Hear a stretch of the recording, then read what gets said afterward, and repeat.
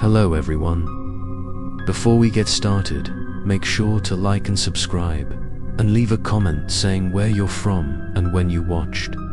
That way, YouTube will continue to show you stories like this. Now, let's get started. Asterisk, the old dormitory of the university where I studied was built in the 70s. The brick walls were mottled. The wooden windows creaked when the wind blew. Each floor had a long corridor where the dim yellow light from the old neon bulbs was never bright enough. But what made this place unusual was room number 307. It was said that the room had been locked for many years. No students were allowed to rent it, no staff dared to open it, and no reason was clearly explained. However, there was one thing that anyone who had been on the third floor could not deny. At exactly 3 a.m. every night, from behind the dark wooden door of room 37, there was always a scream that tore through the night. It was not a random scream, but a woman's scream, choked, creepy, prolonged, as if enduring the ultimate pain. The first time I heard it, I thought it was just a prank by someone at school. But the next night, the night after that, and the month after that, the screams continued to ring out regularly, without a minute off. I lived in room 309, just 2 doors away from the rumored room. So every time the clock struck 3, I heard the sound. So clearly, it was as if the person was standing right in front of my door. One night, I decided to put my ear to the wall to listen better. Not only did the screams ring out, but there was a sound like fingernails scratching on wood, trailing in streaks that made me shiver. My heart was pounding so fast it almost jumped out of my chest. I tried to convince myself that it was just a hallucination from stress, but the sound was real. So real that even my roommate, Jack, heard it. He even swore he saw a woman standing near the window of room 307, while all the lights were off. From there, the haunting began to spread. Many students on the 3rd floor tried to move downstairs or to other dormitories. People told each other that, many years ago, a student named Emily died in that room. Her death was never made public, only rumors that she hung herself, or was murdered in a stormy night, or disappeared without a trace other than a bloodstain on the wooden floor.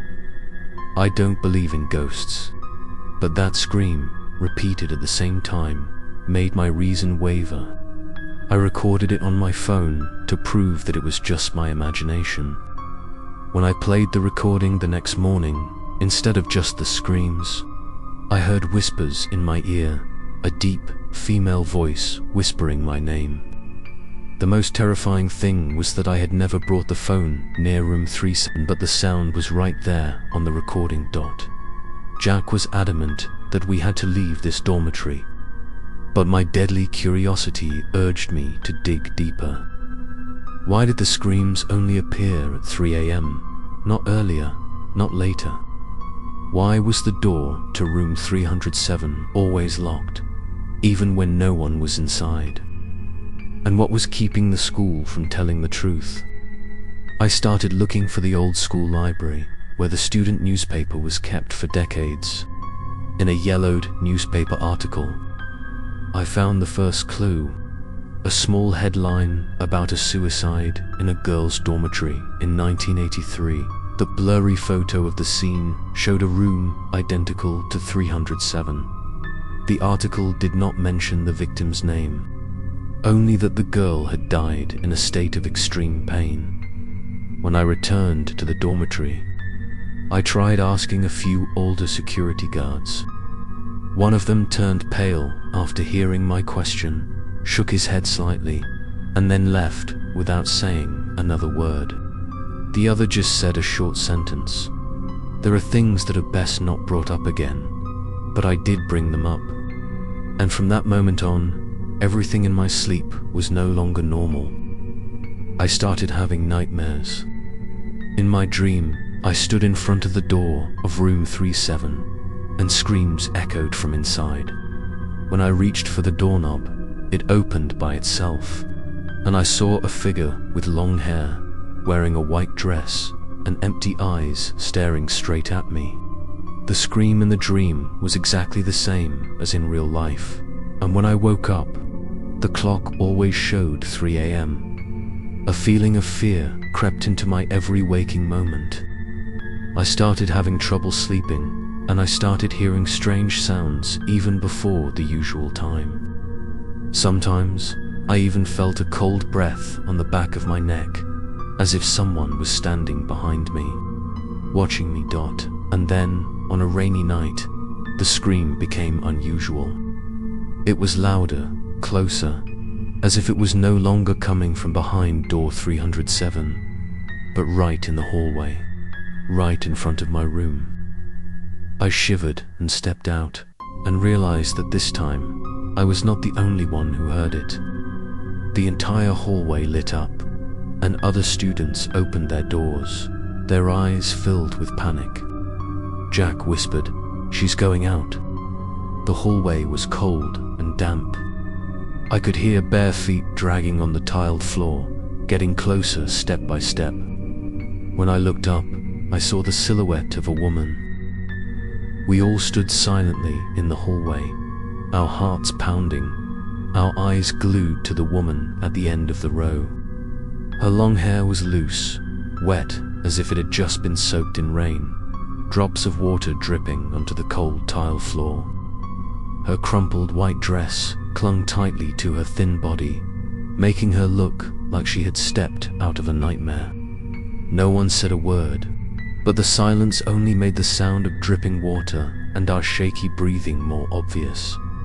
The scream rang out again, so piercing that it made the neon light on the ceiling flicker, its light flickering as if it was about to go out.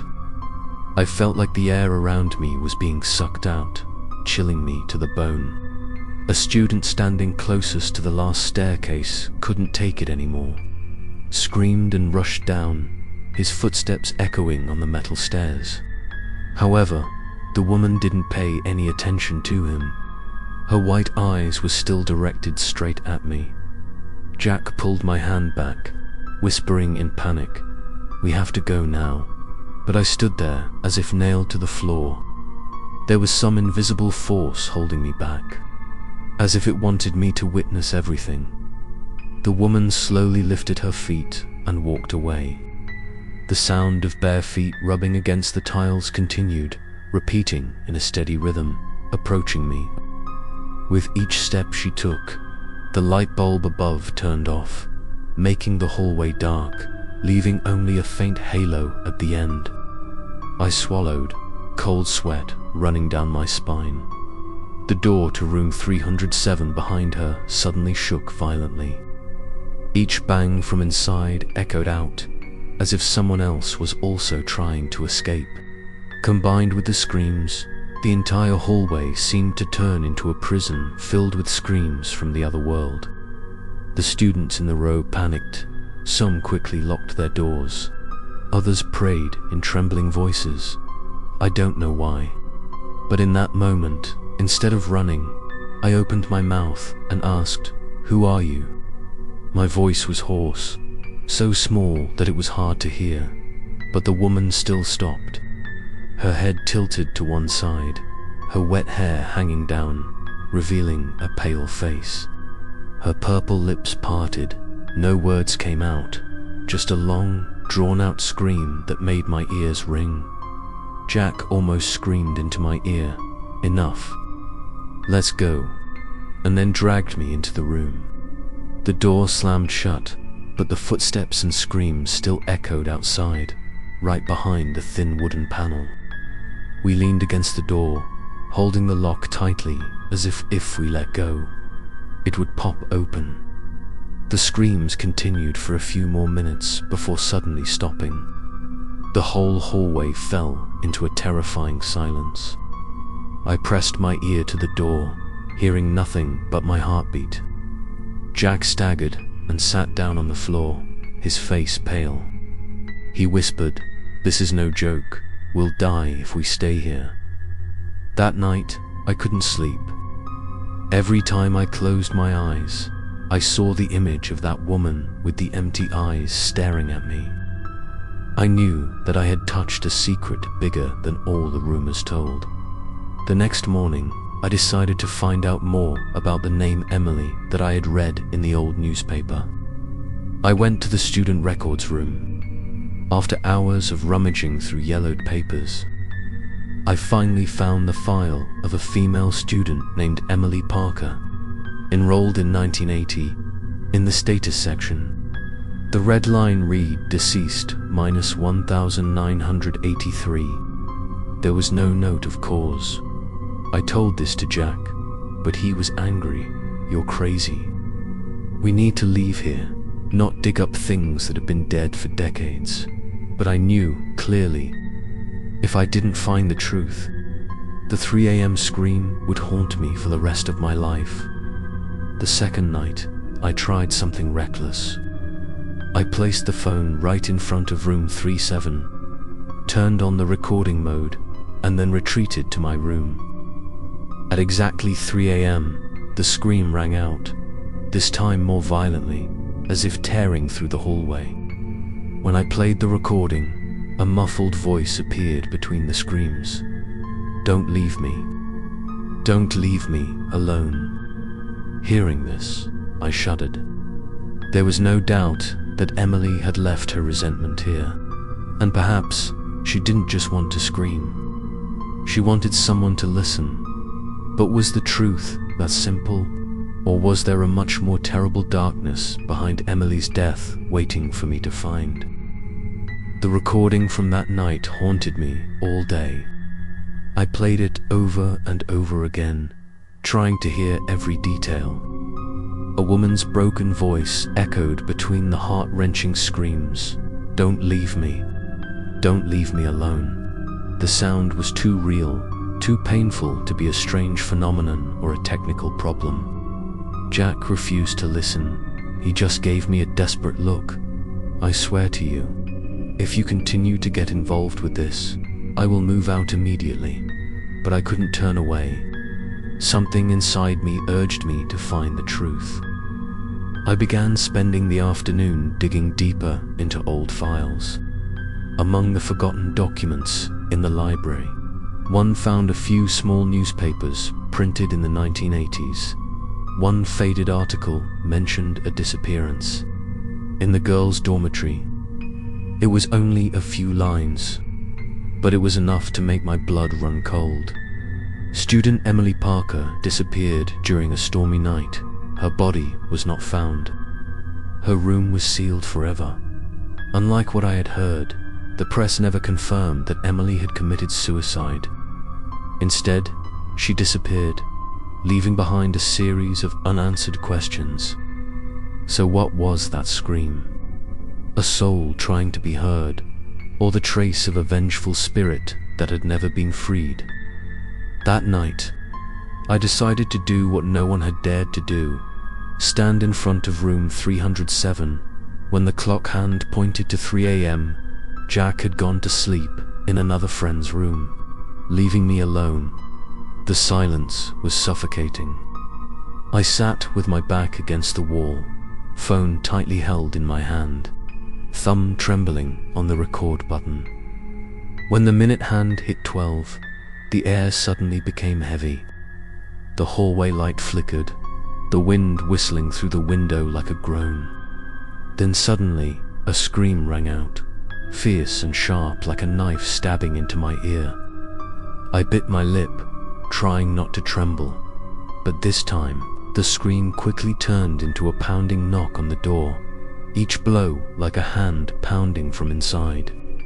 I pressed my ear close, my heart stopping as I heard a voice clearer than before.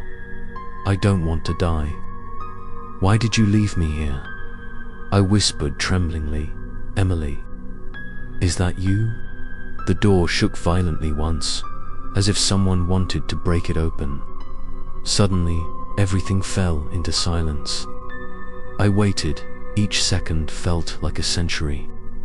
Then another sound rang out, soft but making my whole body crawl. Footsteps from inside the room, slowly approaching the door. Panic rising, I stepped back, sweat pouring out like rain. At that moment, the hallway window swung open, a cold wind cutting through, blowing in, causing the curtains to flutter. I saw a woman's silhouette reflected faintly on the window glass, her long hair hanging down to cover half her face. Her deep black eyes stared straight at me. I screamed, falling backwards onto the floor. When I opened my eyes, the hallway was empty again. Room 37's door was still closed, showing no signs of being touched. Only the phone in my hand was still recording, the screen showing nearly 15 minutes of data. The next morning, when I played back the recording, my whole body stiffened. Mixed in with the screams and knocking, a sentence rang out. So clear that I couldn't deny it. They killed me. There was no doubt that Emily's death was not simple. And what was more terrifying was that someone, or something, had been trying to hide the truth for the past 4 decades. I knew I was too deep. But once I stepped onto this path, there was no turning back. I have to find out who is behind Emily's death. I played the recording over and over again, hoping my ears had misheard it. But no, the woman's voice was clear, full of despair, repeating the same sentence 3 times. They killed me. I felt my heart sink, as if room 307 had turned into a box, hiding the truth that the school and everyone else had deliberately forgotten. I brought the recording to Jack, but he got angry. Through the phone on the bed, "If you want to die, then continue. I have nothing to do with it anymore." It was the first time I saw Jack trembling like that. Not out of anger, but out of genuine fear. After that night, he packed his things and moved to another room on another floor, leaving me alone facing door 307. In the following days, I was haunted by the sentence in the recording. I started to seek out former students who had stayed in this dormitory. Most refused to talk, a few just advised me to stop. But finally, an older man, a former student of the class of 1982, agreed to meet me. In an old coffee shop near the school, he lowered his voice and whispered, "Back then, Emily was one of the outstanding students. But she had many jealous people." I remember clearly one stormy night, the police and school staff suddenly blocked off the 3rd floor hallway. They said she was missing, but a few friends and I heard a terrible scream coming from room 307. After that day, the room was locked forever. I shivered, because that was exactly the detail that matched what I heard every night. I pressed, "So who do you think killed Emily?" The man shook his head, his eyes distant. "I don't know, but I believe someone in the school has covered it up. You should be careful, because they might still be around." That sentence made me more determined. I went back to the library, this time looking for the school's internal reports. After many hours of patient searching, I found a file tucked into a pile of old documents. It recorded a student incident in 1983. The details were blacked out, but I could read the remaining words. Room 307. Not to be announced. Handled internally, ... That night, I couldn't sleep. I sat in front of my desk, staring at the door of my room, which was only a few steps away from room 307. The clock hands were slowly moving towards 3 o'clock. I held a flashlight, trembling as I walked out into the hallway. The cold space enveloped me, each neon light flickering as if about to go out at exactly 3 o'clock in the morning. The screams rang out, more intense than ever. But this time, it didn't stop after a few minutes. The heart-rending screams echoed throughout the 3rd floor, mixed with wild giggles. I stood there, frozen, the flashlight beam focused on door 37. I saw new scratches on the wood, long and deep, as if someone had just scratched hard with their fingernails. The door shook violently, each pounding sound reverberating, making the hallway reverberate. I held my breath, my heart pounding in my chest. Suddenly, a light knock sounded right behind me. I turned quickly, but the hallway was empty. No one, not a shadow. I turned back to look at door 37 and was shocked to realize it was slightly open, a small gap, just enough for a dim red light from inside to leak out. I stepped back, my hands shaking, unable to believe my eyes. The room had been locked for decades, and now it was open right in front of me. In that moment, a whisper rang out close to my ear, so clear that I could almost feel the cold breath come in. To know the truth, ... I collapsed to the floor, my heart pounding wildly. But deadly curiosity had taken over me. I knew that if I didn't go in, I would never escape this obsession. And then, I took a deep breath, reached out and pushed the door of room 307 open wider, ... The door to room 307 slowly opened, the hinges creaking loudly, like a scream that had been suppressed for 40 years. A cold wind blew out, causing goosebumps to rise all over my body. I walked slowly in, the musty smell mixed with an indescribable stench rushed straight to my nose, making me choke. Inside the room was dark. Only the weak light from the flashlight in my hand cut through the darkness, revealing the thick layer of dust covering everything. The old bed was placed against the wall, the wooden frame rotten, the tattered mattress lying around. On the floor, each scratch was long and crooked like a fingernail scratch. I pointed the flashlight at the wall. My chest tightened when I saw the scrawled words written in red paint, repeated dozens of times. Don't leave me here alone. I trembled as I walked deeper. The space was dense, each step echoed like in a tomb. Suddenly, the flashlight flickered, then suddenly went out. I was startled, my heart seemed to stop. In the absolute darkness, I heard a rapid breathing right behind me. I turned around, but there was no one. I tried to turn on the light again. The flashing light clearly revealed a figure standing in the corner of the room. It was a woman with long, loose hair, a thin body. Her face was hidden in the darkness. Only her bright eyes stared at me. My whole body froze. My throat was dry, unable to utter a word. Suddenly, she disappeared as if she had never existed. Instead, whispers rang out from all four sides, enveloping me. They killed me. They locked me here. The words echoed straight into my mind, making my head spin. I felt like I was no longer standing in a room, but in an invisible prison filled with resentment. I reached out to touch the small wooden table beside the bed. Under the thick layer of dust, I discovered an old, rotten leather-bound notebook. I opened it with trembling hands, the yellowed pages, the shaky handwriting. It was Emily's diary. The first lines recorded normal school days, but the more I read, the more I shivered. The last pages were filled with fear. Emily wrote that she was being followed by someone, often heard knocking at the door at night, and saw a strange figure standing outside her window. On the last page, the words were almost illegible.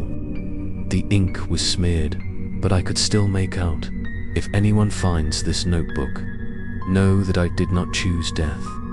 I was stunned, my hands shaking. The diary fell to the floor. Immediately, the door to room 307 slammed shut. I rushed over, trying to turn the doorknob, but it was locked from the outside. In the suffocating darkness, I heard the sound of hurried footsteps circling round me, getting closer and closer. My heart felt like it was about to explode. I pressed my back against the wall, trying to calm myself, but the eerie chuckle that rang right next to my ear almost made me collapse. A voice moaned, "Find the truth. Don't let me be forgotten." The flashlight suddenly turned on, illuminating the corner of the room where the white figure had just disappeared. A streak of dried blood appeared on the wall, stretching from the ceiling to the floor, like a trace of a crime. I knew I had the proof. Emily had not committed suicide. She had been murdered in this very room, and her soul had never been at peace. But who was responsible for her death? And why had the school covered it up for so long? The questions swirled in my head. I realized I could no longer retreat. To escape this vicious cycle, I had to continue searching for clues, even if it led me into the dark. I picked up the diary, my hands shaking, but I couldn't take my eyes off the yellowed pages. The weak flashlight clearly showed the scribbles, many of which were blurred by water, possibly tears. Emily recorded every day meticulously, starting from the moment she moved into the dormitory.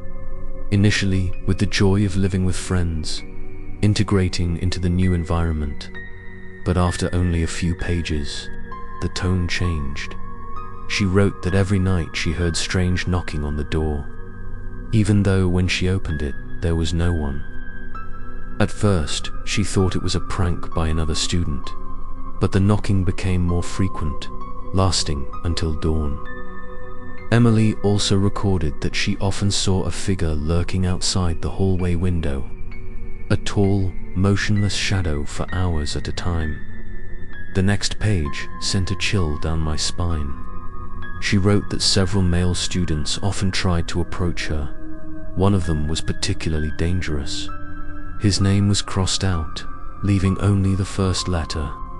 Emily said he had snuck into her room once, leaving behind a strong smell of cigarettes and a terrifying threat. "No one will believe you, even if you scream."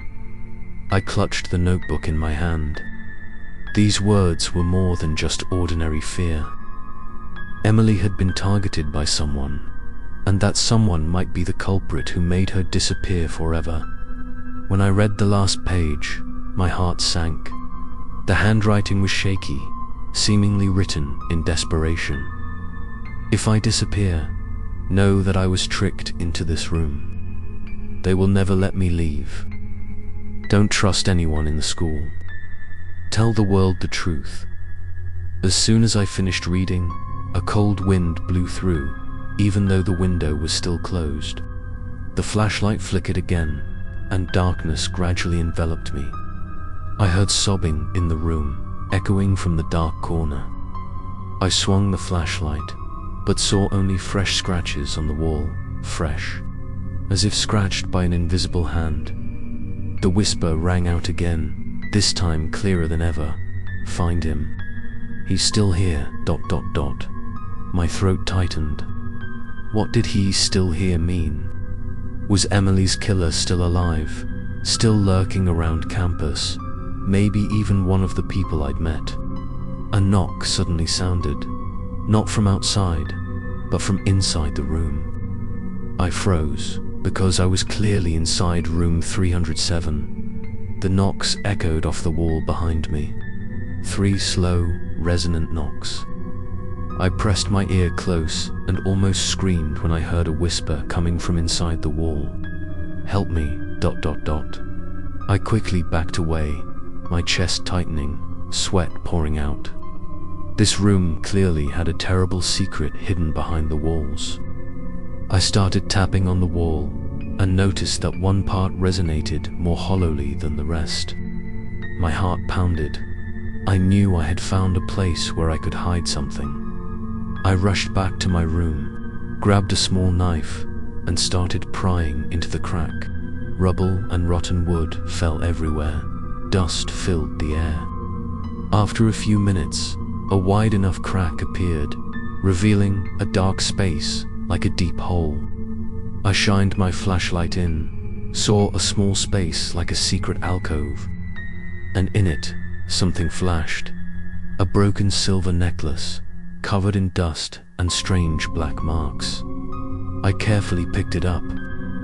As soon as I touched it, I heard a scream echo throughout the room. This time more painful, more angry, making my heart feel like it was about to burst. The door to room 307 suddenly slammed shut behind me, locking me in with the screams and the pounding from all sides. I panicked, clutching the necklace tightly, screaming in despair. But at that moment, a familiar voice rang in my ear, soft but trembling. "Don't be afraid. I've found the evidence. Don't give up."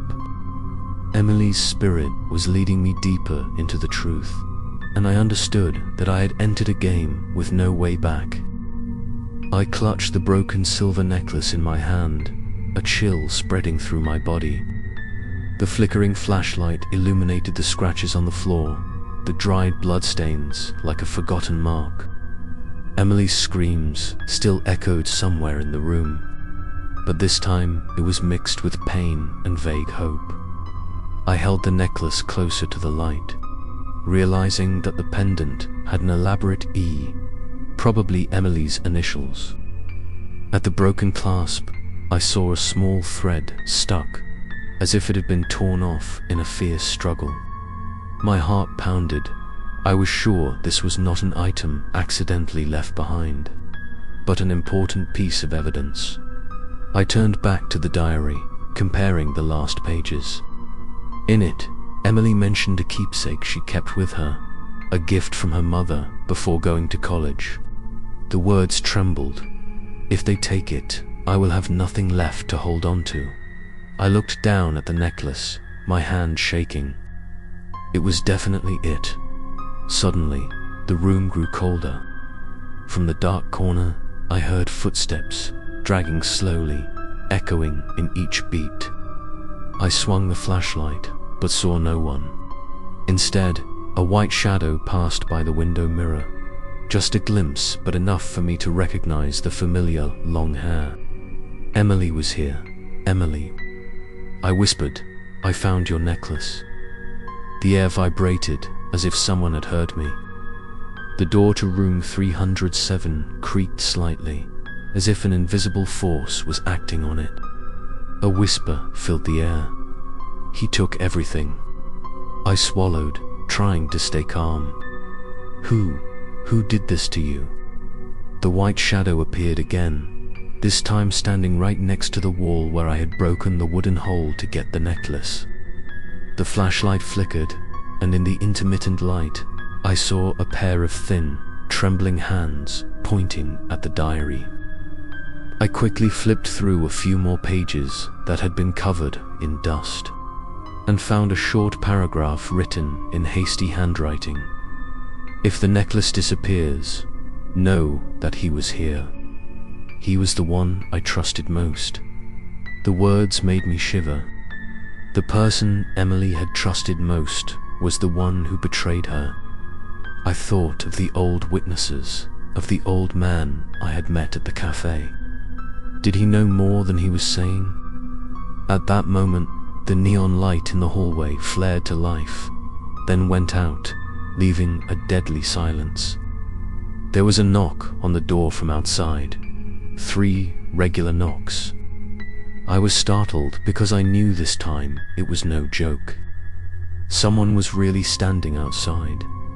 I held the necklace tightly in my hand, my heart pounding wildly. The door shook, and a hoarse voice came in. "You shouldn't have found it." I froze, because it wasn't Emily's voice. It was a man's voice, low, deep, and menacing.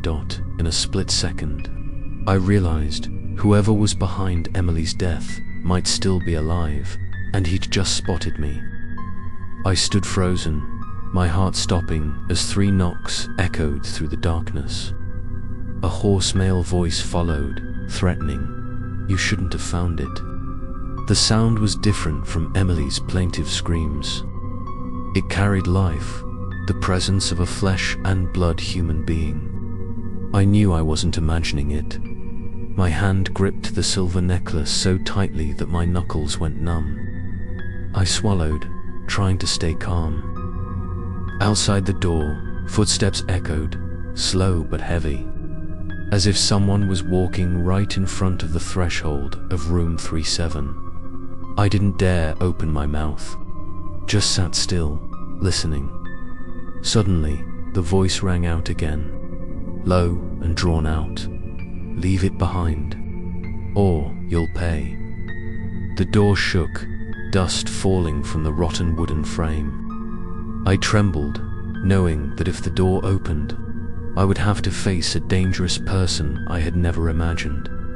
I quickly hid the necklace in my pocket, then slowly retreated to the corner of the room. In that moment, I heard Emily whisper, soft and urgent, "Don't trust him. He betrayed me."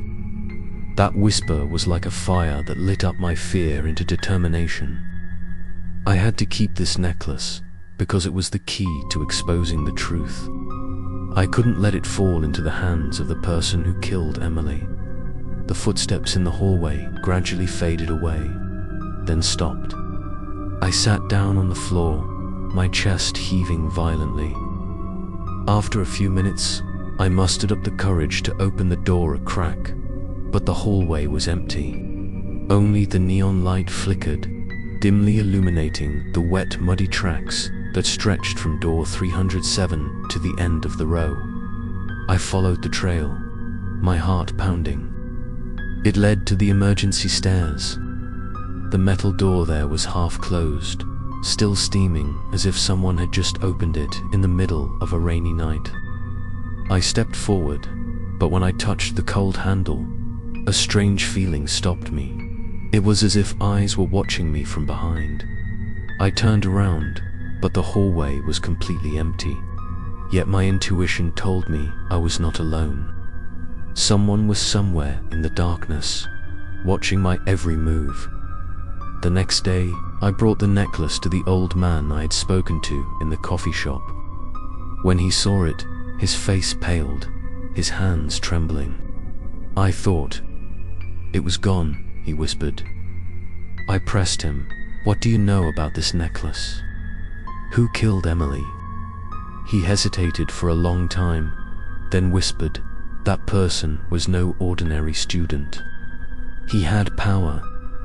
He was a member of the dormitory management, and he is still alive." These words made my blood run cold.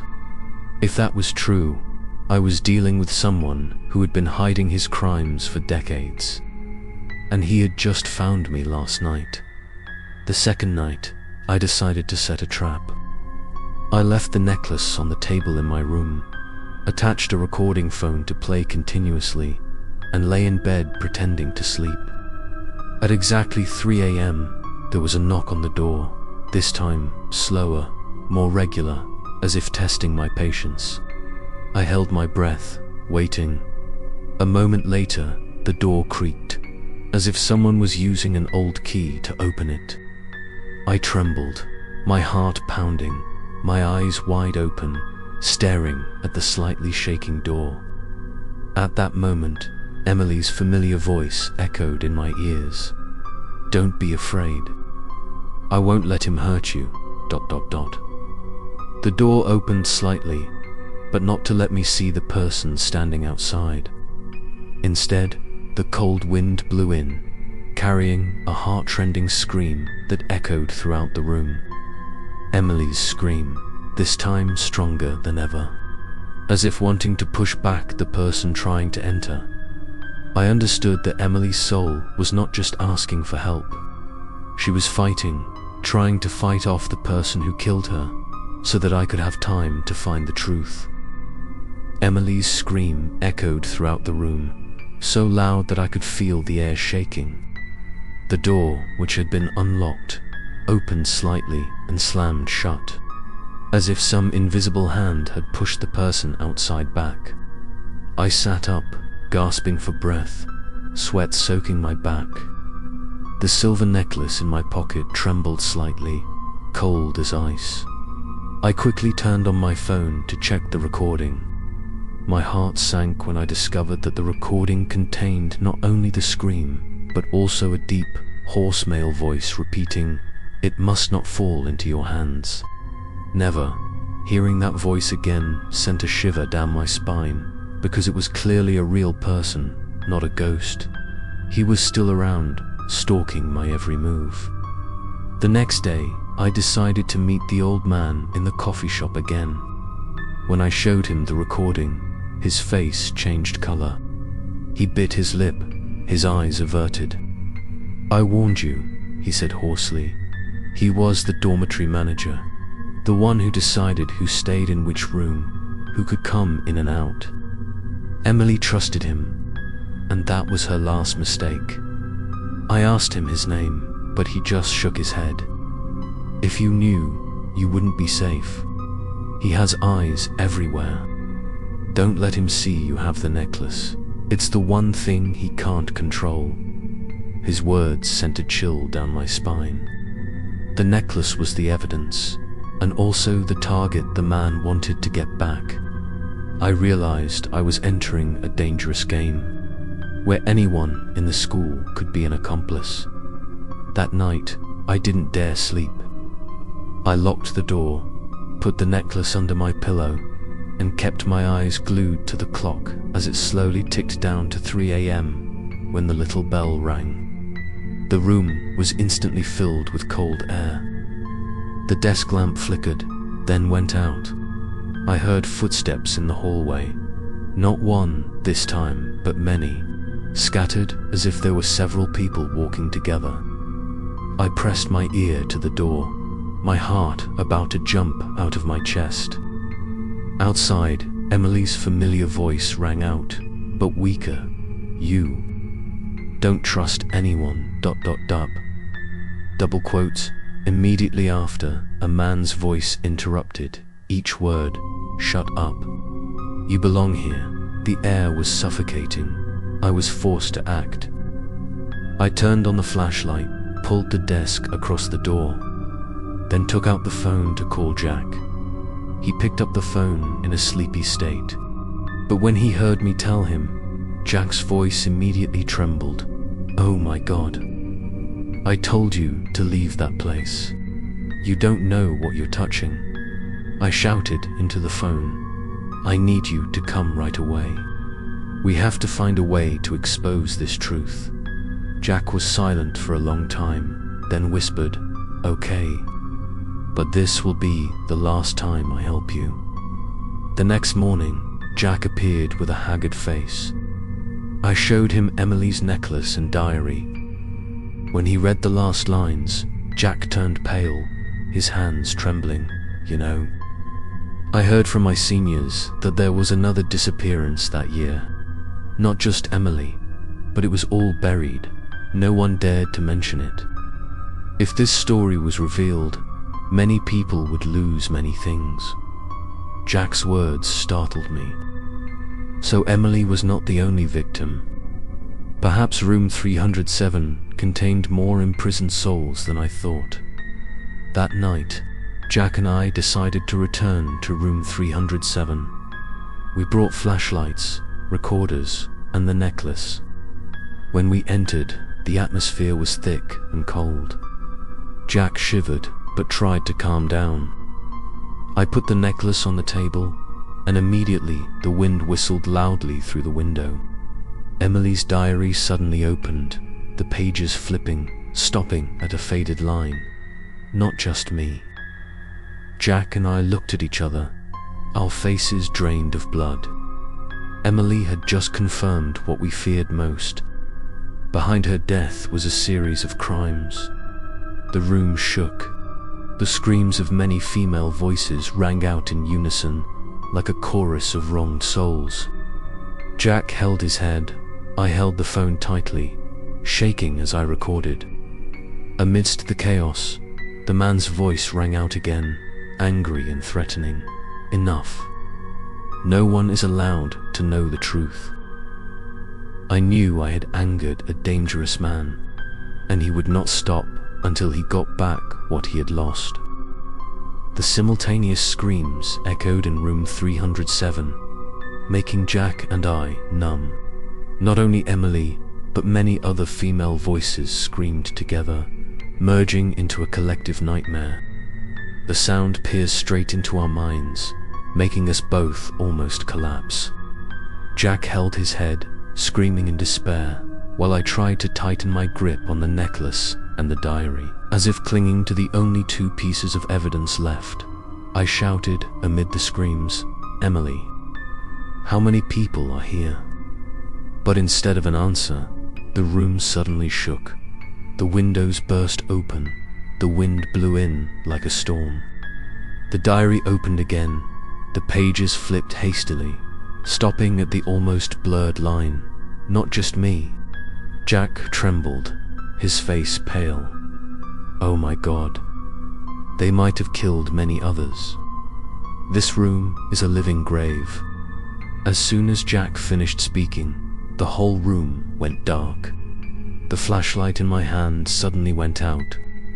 In the darkness, I heard a whisper close to my ear. But this time, it wasn't one person, but several voices overlapping. He is still here. He won't stop. I backed away, hitting the wall behind me. The wall was cold as ice. Then I heard the sound of fingernails scratching from inside the wall. New scratches appearing right before my eyes, as if souls were trying to escape. Jack panicked and wanted to run, but the door to room 37 was locked. We were trapped.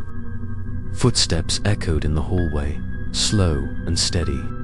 The deep, hoarse male voice appeared again. "I warned you. Stop now." The space in the room suddenly became silent. Only the rapid breathing of me and Jack. I realized that the person was not just a ghost. He was alive, still lurking somewhere, and could be the one walking in the hallway right now. I tried to stay calm, clutching the necklace in my hand. "He wants the necklace," I whispered to Jack. "This is the only evidence against him." Jack nodded, his eyes filled with fear, but also with determination. Suddenly, Emily's voice rang out louder than ever, drowning out the sound of footsteps. "Don't give it to him. Find the truth. In the basement." The words made both Jack and I shiver. The dormitory basement, a place that students often rumored to be abandoned and forbidden to enter. Immediately, a simultaneous scream rang out again, more violent than before, shaking the entire room. The door to room 307 swung open, as if an invisible force had freed us. Jack and I didn't hesitate, rushing out into the hallway. But when I looked back, I saw in the dim light of room 307 dozens of pale faces staring after us, their empty eyes pleading for help. We ran down the stairs, breathing heavily. When we stopped at the bottom, Jack whispered, "Did you hear that? They want us in the basement." I nodded, my hands still numb from the tight grip on my collar. I understood that Emily and the other spirits had chosen us to expose the truth. But the truth was hidden in the deeper darkness, in a place no one dared to go. After the terrifying night in room 307, Jack and I sat on the stairs, gasping for air as if we had just escaped death. But Emily's words echoed in my head, clear and resolute. "Find the truth." In the basement, I looked at Jack, our eyes meeting in silence. Despite the extreme fear, we both knew there was no way back. The dormitory basement had long been sealed. It was rumored to have been the old storage area, but after an unknown incident, the school locked the door and forbade students from entering. The stairs leading down were half filled with old wooden planks and rusty chains. But to me, it was more than just a basement. It was a place that held the answer to every scream, every trapped soul. The next morning, Jack and I prepared. I brought a flashlight and a recorder, and Jack a small crowbar. As the sun set, we quietly made our way to the old hallway leading down to the basement. The space there was different from the rest of the dorm. The walls were mottled, the light bulbs had long since broken, and a strong, musty smell permeated the air. Jack took a deep breath and used a crowbar to pry open the wooden planks blocking the stairs. The sound of rotten wood breaking echoed, like a signal waking something in the darkness. I swung the flashlight down, only to see dust-covered steps leading into a pitch-black darkness. We walked down each step, the air getting colder. The further we went, the heavier my chest felt, my ears ringing as if being pressed down by an invisible pressure. When we reached the place, the flashlight beam clearly revealed a rusty metal door. Half-dash opened, I pushed gently. The door creaked loudly. Inside, the basement appeared like a maze. Water-soaked stone walls, low ceilings, puddles of water reflecting the flickering light. But what made us freeze were the marks on the wall. Dozens of scratches, scribbled words in charcoal and dried blood. Save me. Don't leave me, ... Jack retreated, trembling. Oh God. This place used to hold them, ... I went deeper. The light shone on a corner of the cellar where rusty iron beds were stacked close together, chains scattered on the ground. On them, torn white cloths covered in dust. I swallowed hard, my mind spinning. Not only Emily, but many others had been imprisoned here. Suddenly, the recorder in my hand made a crackling sound. Then from the speaker came a series of overlapping whispers. We are here. Don't forget us, ... Double quote, the whole cellar shook. A cold wind blew, the flashlight flickered. I felt invisible eyes staring at me from all sides. Jack threw the flashlight to the ground in fear. The rotating light clearly illuminated an object in the middle of the cellar. It was a rotten wooden box, covered in a thick layer of dust. Jack and I looked at each other, then bent down to open the lid. Inside, we found a series of student files, each labeled missing. All female students, and one every year. I felt my hands shaking as I flipped to the last file. Emily Parker. The page was smeared with blood, the red words across it, not public. At that moment, a piercing scream rang out in the basement, so loud it shook the stone walls. Jack screamed in terror. We have to get out of here. But I knew, if we left now, we would lose our only chance to find out the whole truth. A cold breath brushed against the back of my neck. I turned around and saw Emily's white figure standing still in the dark corner, her eyes empty. But instead of fear, I saw pleading. She pointed toward the end of the basement, where the darkness was thicker. Emily stood silently in the corner of the tunnel, her face blurred, only her eyes shining with a dull light. She didn't say a word, just stretched her thin hand towards the end of the dark tunnel. I swallowed, feeling my chest tighten. Jack shook his head slightly, his lips trembling. Don't go. That place is not for us. But my steps automatically moved forward, as if pulled by an invisible force. We went deeper, the air getting colder and colder. The musty smell turned into rusty iron and a faint stench like old blood. Jack's flashlight shone on the wall, revealing red, rusty chains, still deeply engraved in the stone, as if someone had been tied up here for many days. Suddenly, I heard whispers, not one, but a series, echoing from all four directions, female voices, male voices, young and old, all joined in a terrifying chorus. He's locked us in here. He won't let us go. Jack cowered, screaming, shut up. but the whispers only grew louder, echoing in every crack in the basement. I felt cold fingers brush against my shoulder, though when I turned around, there was no one there. We stopped in front of an old iron door, much larger than the one in the basement. Handprints were still imprinted on the rusty surface, and dried blood was smeared all over it. I took a breath and pushed the door open with all my might. It creaked open, revealing a space as large as a prison cell.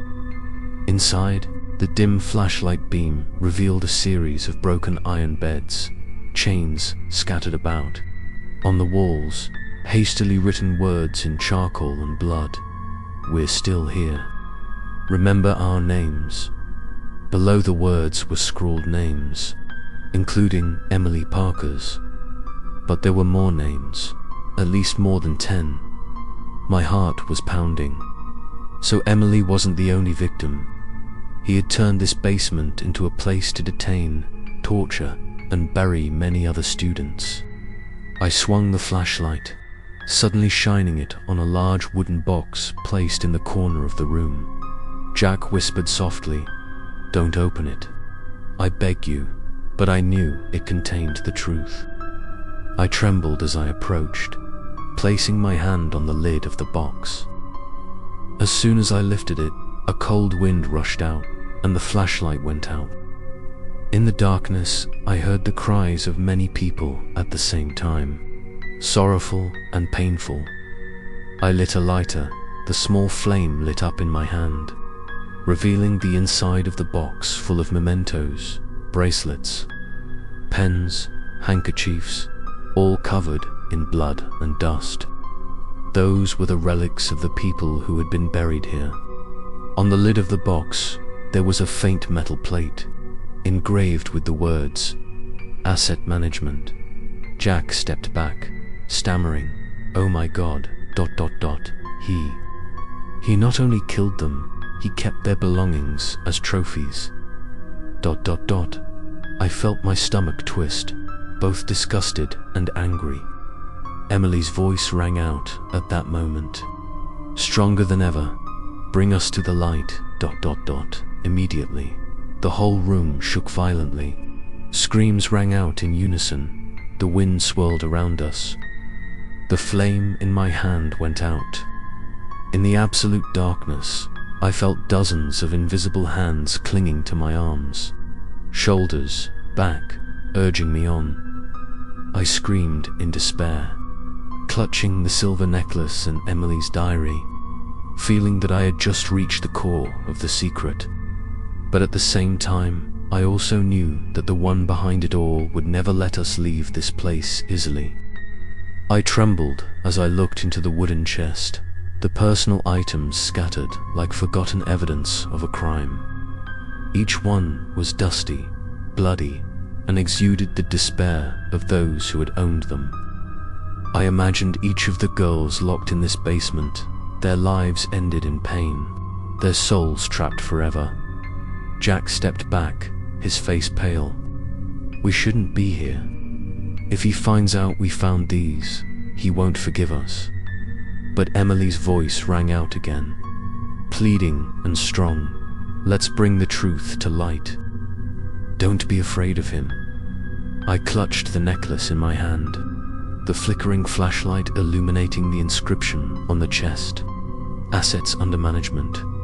The word management was a cold confession. I whispered it was him, the door manager, the one who held the power and hid it all. Jack grabbed my arm and whispered, "Do you understand? He's still alive. If he's been doing this for years, he'll do anything to shut us up." I nodded, but instead of fear, I was filled with anger. I had seen the undeniable evidence. I couldn't turn away. We searched the room, looking for more clues. In a rusty metal cabinet, I found a stack of yellowed papers. It was an internal memo, scribbled with the signatures of several former employees. The last line made me choke. "Internal handling not public. File closed." The pages fell from my hands. Everything had been covered up from top to bottom. Emily and the other girls weren't just victims. They were proof of the corruption that existed right in the middle of this school. Suddenly, heavy footsteps echoed from the ceiling, echoing down to the basement. Jack and I looked at each other, our hearts clenched. Someone was pacing the upper floor, slowly but firmly. Then a hiss echoed through the basement. "You shouldn't be here." Jack nearly collapsed, hugging his head and retreating to the wall. I tightened my grip on the necklace, my eyes fixed on the darkness where the sound came from. A figure appeared in the flickering flashlight, a tall man in an old coat, standing motionless at the end of the basement corridor. I choked, unable to utter a word. He didn't look like a ghost. Every step made a real, heavy sound. His face was blurred in the darkness, but his eyes were bright like a predator. Emily appeared right behind him, a blurry image, her hands raised as if to stop him. Her voice rang out, painful but strong. "Don't let him take the necklace." He took another step, his hoarse voice like a knife cutting through the air. "Give it to me, or you'll stay here with them." The air was thick. Jack was trembling, and I knew there were only two choices before me. Either give the necklace and end it all here, or keep it and continue the dangerous journey. I looked into Emily's empty eyes, heard dozens of voices screaming in unison from the souls around me. Don't give it to him." The man stood motionless in the darkness of the basement, his eyes shining like a predator. His voice rang out, hoarse but clear. "Give me the necklace, or you will never escape from here." I felt my throat dry, my hands gripping the silver necklace so tightly that my knuckles turned white. Jack almost lost control, trembling and shouting, "Give it to him, we have to survive first." But Emily's scream rang out at the same time, shrill and full of resentment. Don't give it to him." The basement shook violently. The sound of rain falling from above fell through the cracks in the ceiling, each drop pattering on the stone floor, creating a cold rhythm like a funeral music. The sound mixed with his heavy footsteps. Each step closer seemed to make the space more dense. I swallowed hard, my eyes not leaving that figure. "Who are you?" I asked, my voice trembling. He laughed dryly, his laughter echoing in the empty basement. "The one who once ruled this place. The one who silenced the weak forever. And now you dare to defy me." Jack retreated, his eyes filled with fear. I realized that if I handed over the necklace, all evidence would disappear. But if we kept it, we would face real danger. Emily and the other souls kept screaming, the sound echoing throughout the basement. "Don't let him take it. Let's end it all." He raised his hand, step by step, approaching. The flickering flashlight clearly illuminated his veined hand, his dirty black nails, as if he had clung to countless victims. I felt my back pressed against the wall, with no way to retreat. In that moment, the necklace on my hand emitted a faint light, as if it was powered by Emily's soul. The cold wind filled the basement, a strong, fishy smell rising. The sound of rain from the dead grew louder and louder, like a drum beating. I shouted, "The truth will not be buried any longer." Immediately, all the flashlights went out. The cellar was plunged into absolute darkness. In the darkness, I heard Emily's screams mixed with many other female voices, so loud that it seemed to tear my eardrums. He roared angrily, "Shut up. You belong to me." A cold air swept past. I felt like dozens of invisible hands were grabbing me and Jack. dragging us towards the center of the cellar. I fell. The necklace fell from my hand, rolling onto the stone floor. He rushed to grab it, but at that moment, Emily's white figure appeared in front of him. Her eyes empty but full of power. Her scream rang out violently, making him stop. The heavy air exploded like a storm. I reached out to grab the necklace, with only one thought in my mind. If this was the only evidence against him, I had to keep it at all costs. The whirlwind in the cellar blew dust. Documents flew everywhere, chains clanked. He roared in anger, then rushed straight at me. Jack shouted, "Run." I clutched my collar, my heart pounding, knowing that the decisive moment had come. He lunged at me, his eyes blazing like two pits of fire in the darkness. I clutched the necklace in my hands, feeling it heat up like a hot ember, sending a strange force into my palms. The wind swirled violently through the cellar, files and relics flying around our heads. Jack screamed, trying to pull me back, but I stood rooted to the spot, my eyes locked on the figure in front of me. He was no longer a normal person. The flickering light illuminated his gaunt face, his skin wrinkled like a corpse's. But his eyes were filled with hatred. "You don't understand," he growled, his voice echoing in the cellar. Weaklings need to be silenced. I did what I had to do to keep order. The spirits around me screamed louder. "Emily's the loudest," he lied. "He killed us to satisfy his sick obsession." I trembled and shouted, "How many innocent lives have you taken? And how long do you think you can hide it?" He laughed loudly, a distorted laugh that echoed, mixed with the sound of chains clanking on the floor. Then he waved his hand. A cold wind rushed in, blowing out the flashlight. The entire basement was plunged into absolute darkness. I could only feel the sound of heavy footsteps approaching. In desperation, I raised the necklace high. Suddenly, it glowed brightly. The silver light pierced the darkness, shining straight at him. He screamed, his eyes flashing with pain. Emily's figure appeared behind me, her voice echoing, "Don't let him escape. It's time to end it." Jack trembled, but still used all his strength to shout, "Hold on to the necklace.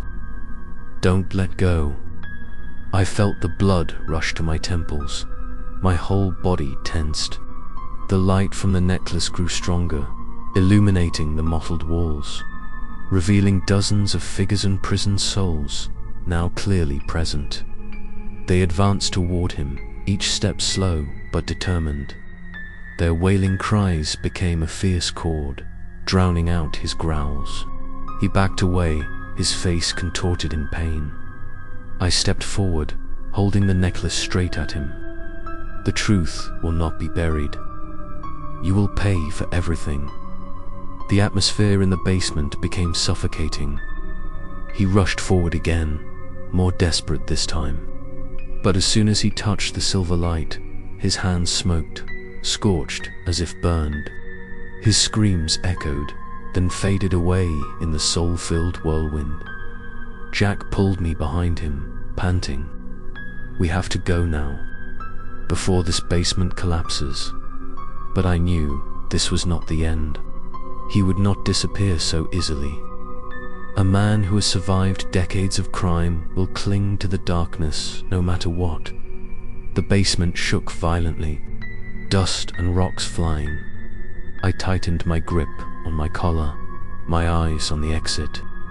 But deep down, I knew this confrontation had only just begun. The cellar shook violently. The sound of falling bricks and stones echoed around Jack and me. The air was thick, cold gusts of wind swirling as if to pull us back to the center where he had just stood. I clutched the silver necklace, feeling its heat still burning in my hand. Jack pulled my hand, screaming desperately, "Hurry. It's about to collapse." We rushed towards the cellar door. The screams of dozens of souls mixed together, echoing as if reverberating in my brain. "Don't leave us. Don't leave us." Those sounds made my steps falter. I turned back, saw pale faces appearing on the wall, empty eyes pleading. My heart clenched. I wanted to save them, to bring them all to light. But I knew I couldn't do anything if I was stuck here. I shouted, "I will tell the truth. I promise." Emily's white figure flashed, her lips moving slightly as if whispering, "Go, ... At that moment, a roar rang out from behind. He hadn't disappeared yet. A tall figure staggered out of the dust, his eyes shining with hatred. He rushed forward, his veined hand stretched out as if he wanted to tear us apart. Jack roared, using all his strength to throw the dimly lit flashlight at him. The light hit his face, making him stop for a second. I took the opportunity to pull Jack and run as fast as I could. Dust filled the air, the sound of broken rocks falling. When we reached the tunnel door, I used all my strength to pull the heavy iron door. It made a shrill screech, then opened slightly. Jack squeezed through first. I rushed after him. At the last second, I heard his shout echo, "You will not escape me, ... Double quotes. The door slammed shut behind us, separating us from the darkness and the growling inside. Jack and I collapsed in the old hallway, panting, drenched in sweat. The space was eerily quiet. Only the sound of rain pattering on the roof echoed down as a reminder of the chaos below. Jack trembled, his face blank. What did we just face? A human or a monster? I couldn't answer. All I knew was that the necklace on my hand was still glowing softly, as if to prove the oath I had just made to the spirits. We trudged back to our room. That night, I couldn't sleep.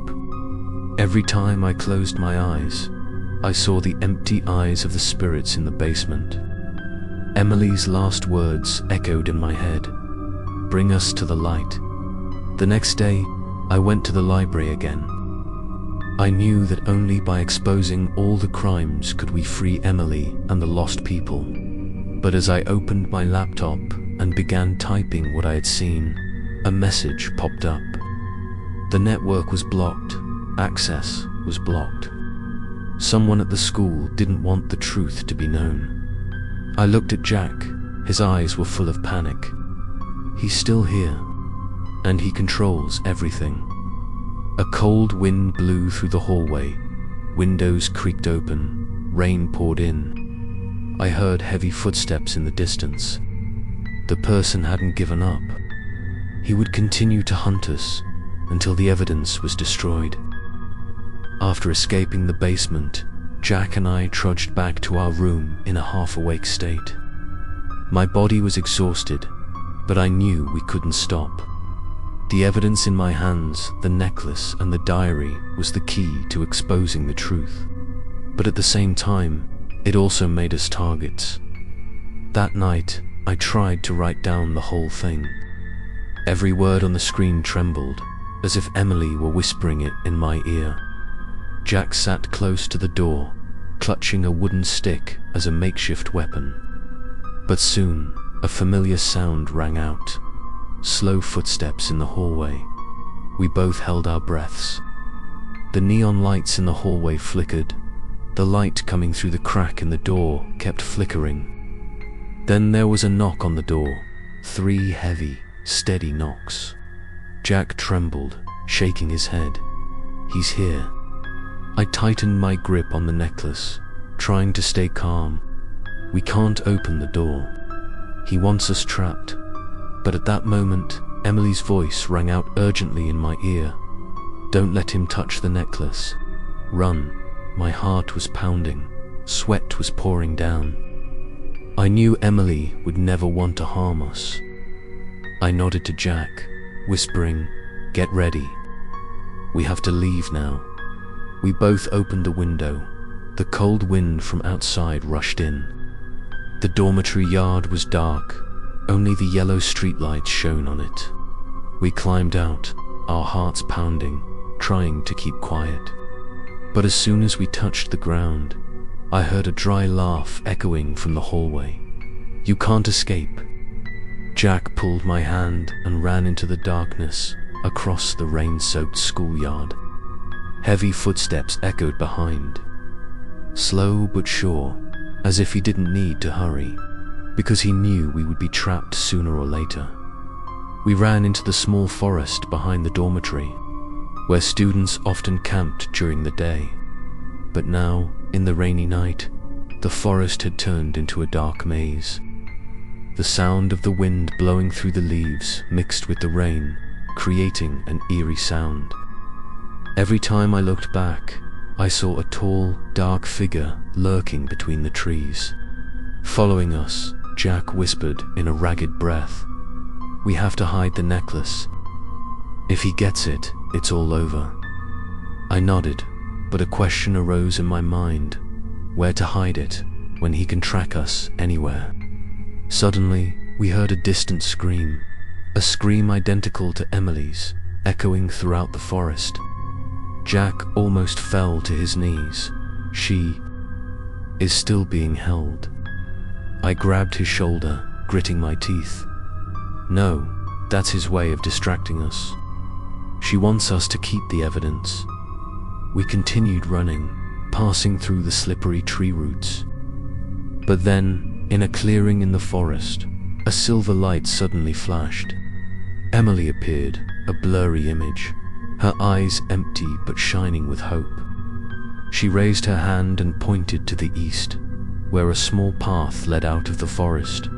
Just as we were about to run after her, a tall, dark figure suddenly appeared in front of us. He stepped out of the darkness, his figure towering, his deep voice ringing out, "The necklace. Give it to me now." The space was completely silent. Only the sound of rain falling through the treetops could be heard. I knew this choice would decide everything. He towered over us, his tall figure blocking the narrow path. His glowing eyes pierced the rain like strange blue flames.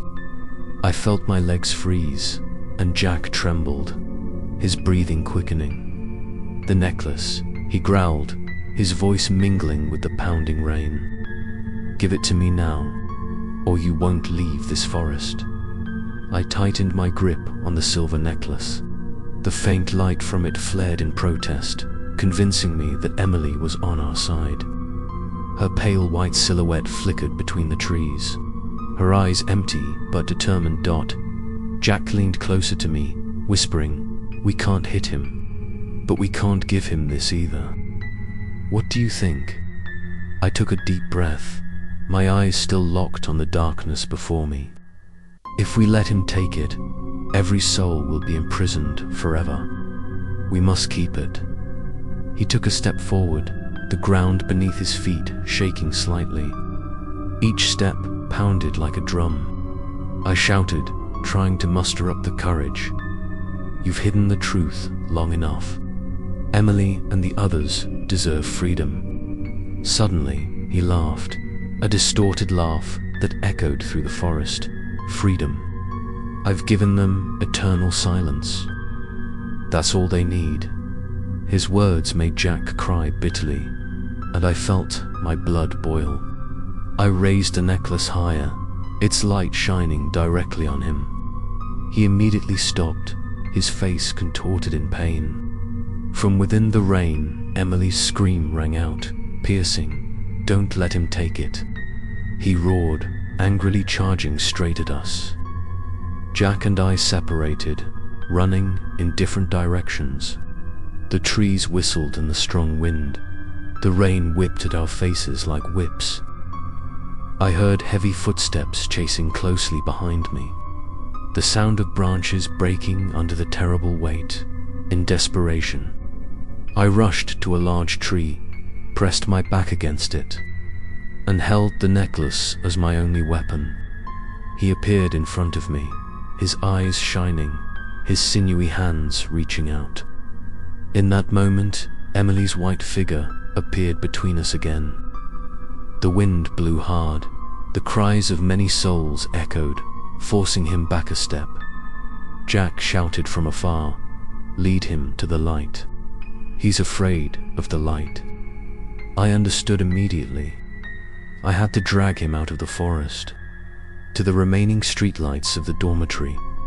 I rushed towards the small path, the necklace shining like a torch.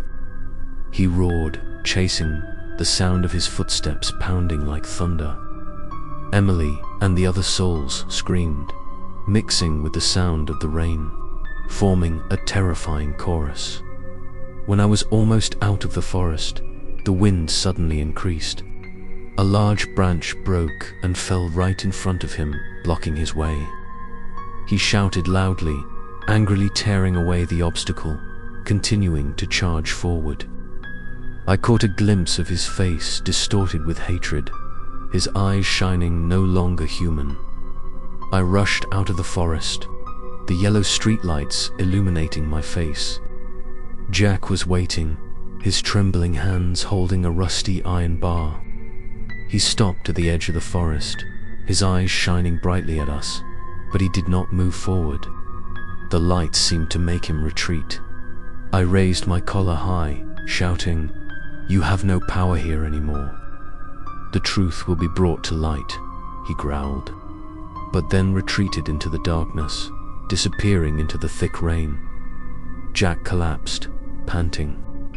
I was trembling too, but my hands still tightened around the collar. We had survived, but I knew he was not completely gone. He was just waiting for an opportunity. We sat panting under the yellow streetlights, the rain still falling heavily around the dormitory courtyard. Jack covered his face, his body trembling. I tightened my grip on the silver necklace and the old blood-stained diary, the light from the necklace fading, but still enough to warm my cold hands. "You see," Jack whispered, his voice broken. He's afraid of the light. But he'll come back.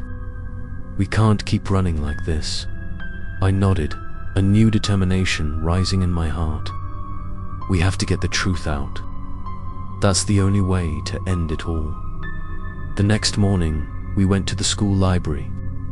I hoped to find old files, evidence that the administration had tried to bury.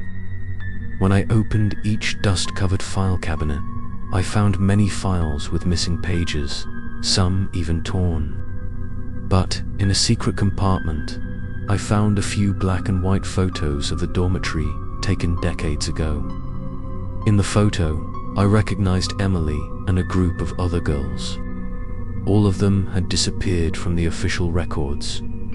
Jack looked at the photo, his eyes wide. "These are them. The ones imprisoned in the basement." I nodded shakily. It was obvious that some powerful hand had erased all traces. As we were about to leave, an elderly librarian approached, her eyes serious. She whispered, "You guys should stop, or you will pay the price." Then she turned away, leaving us frozen in fear.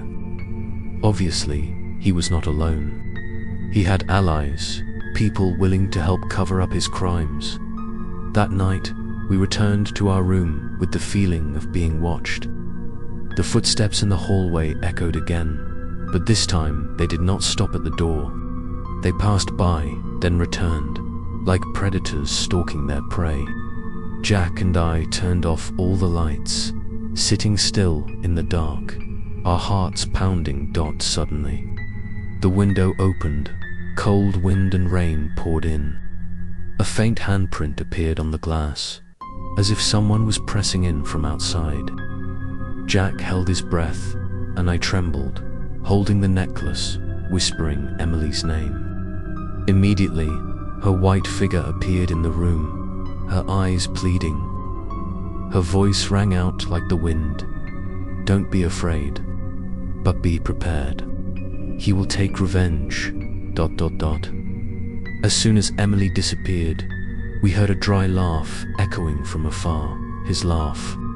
The sound echoed throughout the dormitory, making every hair on my body stand up. I realized that our every move was being monitored. He didn't just want the necklace, he wanted us to be silent forever. This was no longer an escape, but a hunt, Jack whispered, his eyes full of panic. If we don't go public now, he will kill us before the truth is known. I nodded, tightening the necklace. But I knew going public wouldn't be easy, when he could control everyone in the school. That night, I lay awake, listening to the steady rain outside the window. In the sound of the rain, I heard a familiar whisper, "Don't give up. Bring us light." I knew Emily and the spirits were still watching, hoping we would fulfill our promise. But in the darkness, I also felt a chilling feeling. He was ready for revenge, and this time, he wouldn't give us a second chance. The rain that night was relentless.